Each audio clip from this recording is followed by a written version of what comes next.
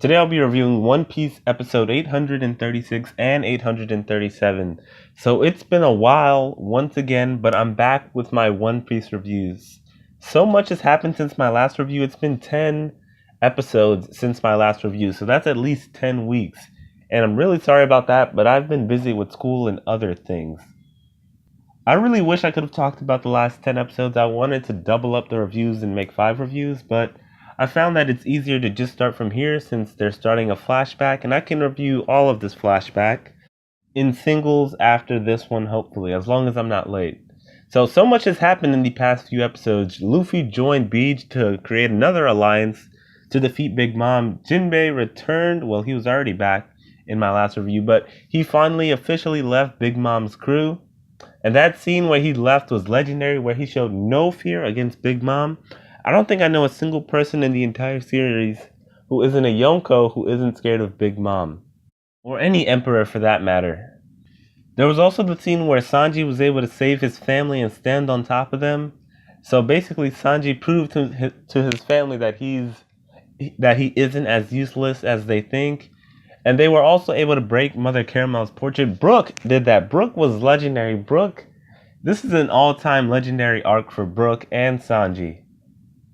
And after Brook was able to break the portrait, Big Mom went crazy and used her Haki scream, which they haven't really explained that, but I guess her Conqueror's Haki is her screaming. But in these last 2 episodes, they've covered Big Mom's flashback so far. So episode 836 is called Mom's Secret, the Giant Island Elbaf, and a Little Monster. So this episode starts with Big Mom and her Haki screaming.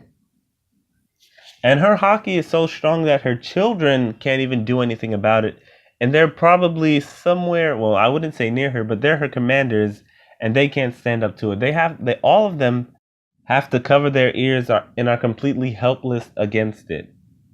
And as Big Mom is screaming, she starts questioning where Mother went, and then it transitions over to another great Oda flashback from 63 years ago on Elbaf. So this is the first time we're seeing Elbaf, not through a giant's memory, because we've met 4 by now, or even the Straw Hats visiting there, but it's in a Big Mom's flashback. So I wasn't expecting that at all. It's kind of weird from Oda, because he's never fully shown a location that the Straw Hats were planning to go to, unless they were, like, the Straw Hats went there. He didn't show Alabasta, even though they were planning to go there. He didn't show Dressrosa until, like, we got there. We didn't see any of these locations until the Straw Hats actually got there. We didn't see Fishman Island, which was talked about in the East Blue, until they got to Fishman Island, but he's showing us Elbaf now. So we get to see Big Mom as a child when she's 5 years old, which would make her 68 now, since this was 63 years ago. If my math is correct, I'm sure it is. It's fine either way. Anyways, it means that she was 7 years younger than Whitebeard when he was alive, so it makes me wonder how old Kaido is. I would guess around the same age, but that really isn't important right now. So Big Mom's parents abandoned her because apparently she caused a lot of damage somewhere and had to be deported. And that's already sad. Like, Oda isn't holding back anymore. Like, her parents completely abandoned her on Elbaf. They didn't go with her. They didn't even say, could you watch over our daughter for us? They was like, hey, you can stay here and eat these cupcakes and we'll be back eventually. And they never came back. So Big Mom got hungry after the snack she finished ran out and was forced to walk around. After that, we're told the story about how the Giants had a pirate crew, but lost their 2 leaders, Bragi and Dory, who we were introduced to back on Little Garden. And somehow some of their members got caught and were going to be executed. But the legendary Mother Caramel came in and asked for their sins to be forgiven. That scene was animated so well. It was a legendary scene. So after that, I thought Mother Caramel would be somewhere in the One Piece history books as the goat of goats after what she did. She stood up to the world government as they were executing someone, which is something Luffy did during Enies Lobby. Even though he's a pirate, even if he wasn't a pirate, I'm sure he would have gotten executed. But she stood up to them and won, and one of the giants, John, I believe his name was, ended up becoming a Marine. So after Mother Carmel opens up a daycare for, like, children of all races, 37 years later, she meets Lilin and some other kids, and I feel like we've seen some of them before. Maybe not, because it was 63 years ago, and they would be really old by now. But I feel like we saw the kid with the gas mask in Dressrosa and the giants. We did see one of the giants that I'll talk about later. And Big Mom is happy to be there on Elbath because she sees giants, and she's big and she's not used to seeing other people that are as big as her. And I have a question I started to have is, if Big Mom is as big as a child giant as a child, and if her, why are her parents normal sized? Like, I thought maybe she would be like the child of a giant, or if she was some sort of midget giant at first, but her parents are normal sized. So if I had to take a guess, I would say that she's one of those children that were experimented on to become giants. But the experiment, I wouldn't. Would you count it as a failure if she didn't grow into a full giant but lived anyway? I wonder if Oda will explain that too, or if she's just going to be one of those people that are just bigger than regular people. Anyways, after that, we see innocent 5-year-old Big Mom kill a bear and a wolf by accident with her own brute strength. And she doesn't even understand how she did it, and that's the scariest part. And Mother Caramel is completely shocked, and so are all the other kids who are scared of her. And we also see her try to tear the arms off someone from the long arm tribe because she thinks it doesn't look right. Then she tries to tear the fins off a fishman. After that, we get reintroduced into Omowi and Kashi, who Luffy met back on Eni's lobbies. And apparently, I'm not sure if I forgot this or not, but they were tricked for 50 years by the world government and then ended up being saved by Usopp, or Sniper King of all people, same thing. But how do you get tricked for 50 years? They went out to find Bragi and Dory, but ended up getting tricked and saved by Usopp. That's probably not the best One Piece story. But it does prove that God Usopp will always prevail. So anyways, after that, the giants start their winter solstice and have to fast for 12 days where they can only drink water. And my thoughts are the same as Big Mom's because she says that she'd starve. And Hyrodine, one of the giants that joined Luffy's Grand Fleet, we get to see him as a child, and he's training with another one of the giants who I presume to be his dad because his name was similar. I don't even remember his name in the slightest, but I do believe it started with an H. We also get introduced to the two former giant captains, Beardhill and Beardfall, and they're said to be the world's two oldest warriors, or some of the world's two oldest warriors, which could be implying that there are people older than them, which would be crazy because they're 344 and 345 years old. But the giants bring her to eat semula, which is what they eat before they go on the fast. And we also find out that Prince Loki is born, the prince that Lola didn't want to marry, and that two other giants were born, Goldberg and Rodo. I feel like I've heard Goldberg before. I think he might be a current like giant in the Marines or something along those lines. I really can't remember. But that aside, once their fast starts, before their fast starts, Big Mom starts devouring the semula. And 3 days into the fast, she says she's starving. And by day 7, she was starving so bad that she decided to wreck half of Elbath. She destroyed half of their entire village and set it on fire somehow.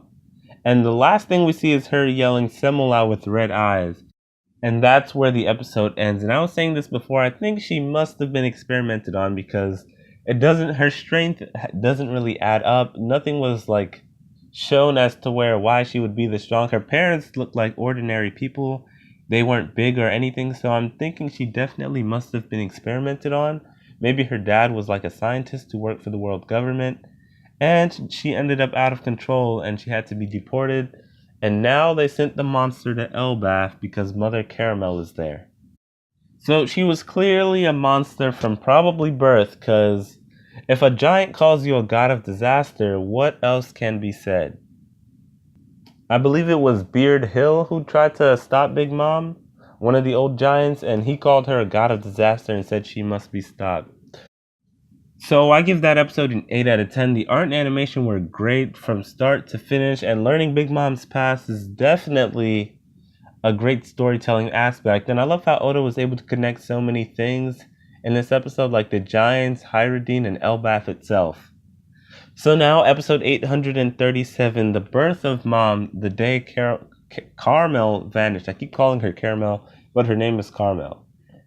So I was not expecting what happened during this episode. I still find it hard to believe And I officially have trust issues because of Oda. Because this is the second time this arc we're introduced to someone who was seemingly a good person but turned out to be terrible. First was Pudding, and now Mother Carmel. So in the last episode, I thought she was one of the goats of One Piece, and this episode clearly proved me wrong.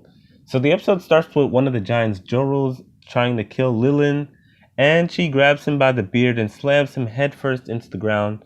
So Carmel says to give her Semula, and then she walked towards the fire, and I thought she was casting some sort of spell because the fire started spinning and she was saying weird words. But then she starts firebending and gave the fire a face, and it looked like a demon, and then she named it Pandora. And to me, it was looking like she was on some Kaguya god tier stuff, because she was able to stop the fire and then turned it into light. And I love that moment where the fire turned into like nothing but blue light in the sky. And then everyone's looking at like the light in awe and say she's worked a miracle. And then she turns the fire into a sun.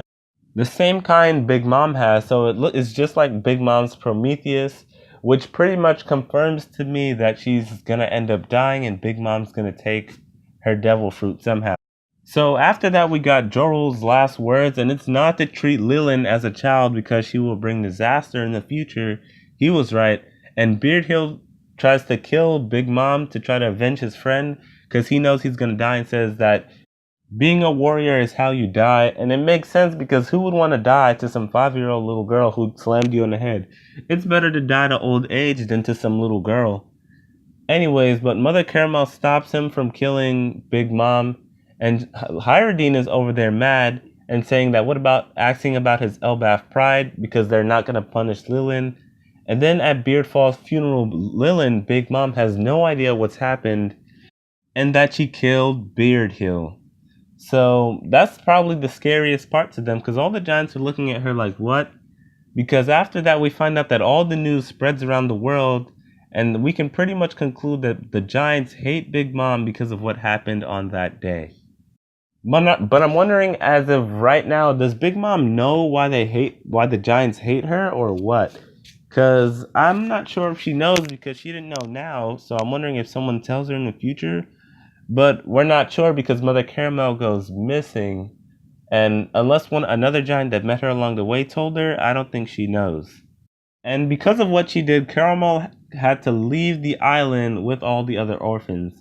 Then we get one of the biggest plot twists in all of One Piece. Well, I don't want to say the biggest because it happened so soon, but we see Mother Caramel have a meeting with the world government in some sort of cabin, and it looks like they're CP0, or like the CP0 we saw back when they went and killed Sabo, and the same guys we saw back on Dressrosa. They have like the same mask and stuff, and that one tall dude. When I saw her meeting with them, I was like, what is this? And then she put the photos on the table and had an evil grin on her face. Then she started talking about how Lilin can be a Navy Admiral or a Fleet Admiral. And I'm thinking maybe she like orphans them to the Navy. And that's not bad. But we find out that she's been trafficking children for 50 years and selling the orphans every 2 years. And that completely threw me for a loop. I'm sitting there looking at my TV screen thinking, maybe she has a reason. No, but then I'm like, no, this is just bad, 100%. And then we find out that her underworld name is Mountain Hag, which is a terrible name, by the way. Who would want to be called a hag? Anyway, so the world government is way more corrupt than I ever thought.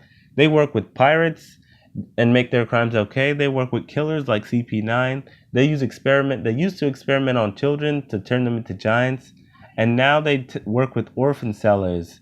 Next thing you know, Blackbeard is actually a vice fleet admiral, and Shanks is just the world government's peacekeeper pirate. Anything is possible with Oda now, but jokes aside, Mother Carmel goes back to the children, and then they sing Mink's Brew. I always just call it Brook's Song because it's Brook's song. Anyways, the kids say they want to be pirate, which is probably due to them being influenced by the giants who had a pirate crew. And in the background, we see Mother Caramel saying she's going to sell them off to the Marines or the world government instead of pirates. And she plans to do so after Lilin's special birthday party. And at the party the next day, we find out the origins of the Tea Party. which was originally the idea of the prince who had to leave his kingdom. And we find out Big Mom's love of Croquembouche, and that it was the happiest day of her entire life. And sadly, on the same day, Mother Carmel vanished along with all the other kids, and it was sad because she said she wanted to be with them together forever, and by the time she finished eating, everyone was gone. So she was abandoned again 1 year later, and that's some pretty sad stuff. I wonder what happened to Mother Caramel, and I'm guessing the children are with the world government now just working for them, as doing who knows what. Because if the government will experiment on kids and have kids work on the bridge, like we saw in that, I think it was a filler moment. I'm not sure if it was filler. It might have been in canon filler during when we got to see what Robin was up to during the 2 years before she met the revolutionaries. But if they'll have kids work on bridges and experiment on them, who knows what they'll do to some orphans who can't be tracked. Mother Caramel also said she wanted to do this one last time, so I'm guessing she retired after this. And she has to be dead as of right now, because we saw Big Mom use the same devil fruit power as she does to create Pandora. And I wonder if Pandora and Prometheus have the same soul, and maybe they know about the previous devil fruit owner. That would be pretty cool. But this was an absolutely amazing episode and flashback so far. Definitely an 8 out of 10 again. I definitely have a bit of sympathy for Big Mom, even though I don't know what drove her to evil yet. I do know that she had a nice childhood, and it can only be someone else that steers you that wrong, or maybe it's her own power. But let me know what you thought of this episode in the comment section below. Be sure to like, subscribe, and share. Thanks for watching, and bye.